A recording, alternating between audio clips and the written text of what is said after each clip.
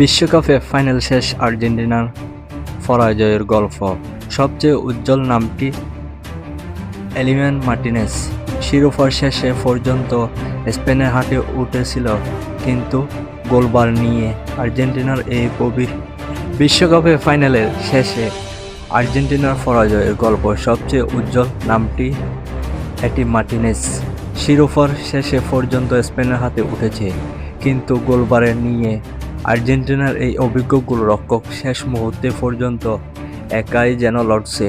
পুরো দলের হয়ে 11টি সেভ করেও দলকে হারি থেকে বাঁচাতে পারেনি তিনি। তবুও ফাইনালে অন্যতম স্মরণীয় পারফরম্যান্স হয়ে থাকবে মার্টিনেজের এই লড়াই। ম্যাচের নির্ধারিত সময়ে একেবারে শেষ মুহূর্তে প্রায় 30 গজ দূর থেকে ফ্রি কিক পেয়েছিলেন স্পেন। বলের পেছনে দাঁড়িয়েছিল তরুণ তারকা লামি ইয়ামাল। গোল হলেও দক্ষতা ফিরে দেন মার্টিনেজ। শেষ সেকেন্ডে সেই সেভ আর্জেন্টিনাকে অতিরিক্ত সময়ে নিয়ে যায় এবং কিছু সময়ের জন্য হলেও বাঁচিয়ে রাখেন শিরোপার আশা। ফাইনালে মার্টিনেজের এই পারফরম্যান্সের পেছনে ছিল এক অজানা লড়াই। পুরো বিশ্বকাপ জুড়ে তিনি খেলেছিলেন ডান হাতের অনামিক চোট নিয়ে। চিকিৎসা, বারবারই অস্ত্রোপচার, পরিশ্রম দিলেও বিশ্বকাপের আগে অপারেশন না করেও সিদ্ধান্ত নেন তিনি। 33 বছর বয়সী এই গোলরক্ষক কাছ থেকে তখনই ব্যক্তিগত ক্যারিয়ারের চেয়ে দেশের জার্সিটাই ছিল বেশি গুরুত্বপূর্ণ। সেই সিদ্ধান্ত নিয়ে অনুশীলনে সীমাবদ্ধ সরে দাঁড়ান দলের সঙ্গে যোগ দেন তিনি। আর্জেন্টিনার কোচ লিওনেল স্কালোনি এবং সমর্থকদের আস্থা ছিলেন মার্টিনেজের উপর। গোলবার নিয়ে তার উপস্থিতি দলের আত্মবিশ্বাস বাড়িয়ে দেবে, এমন বিশ্বাস থেকেও তাকে পুরো টুর্নামেন্টে আঁকড়ে রেখেছেন দল। শুরুটা হয়েছিল ভালো। প্রথম 2 ম্যাচে কোনো গোল হজম করেনি তিনি।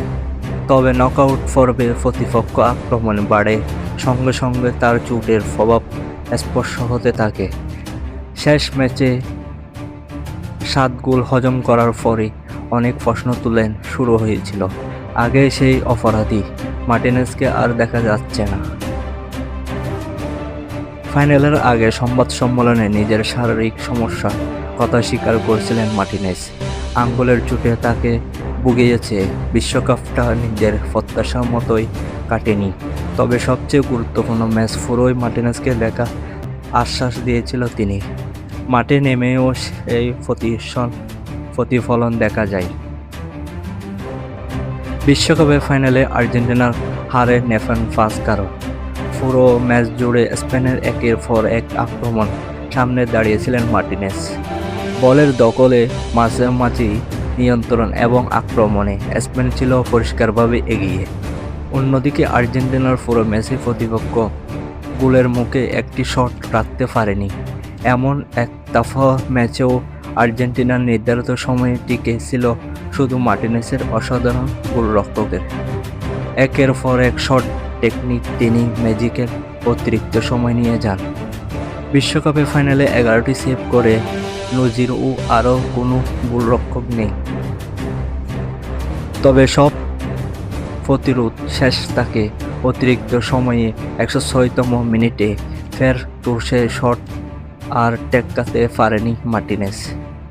তার আগেই মিকেল ওয়েনসবালের, লামি ইয়ামাল ও দানি এলমোনদের একাধিক প্রতিষ্ঠান ব্যর্থ করে দিলেন শেষ পর্যন্ত।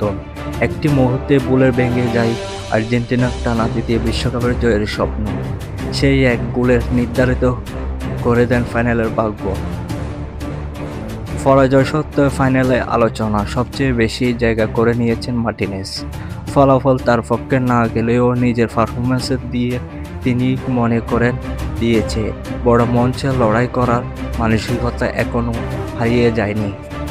শিরোপার স্পেনের হাতে উঠলেও 2026 বিশ্বকাপ ফাইনালে স্মরণীয় হলো মার্টিনেজ। একে লড়াই সামনেভাবে মনে রাখবে ফুটবল বিশ্ব।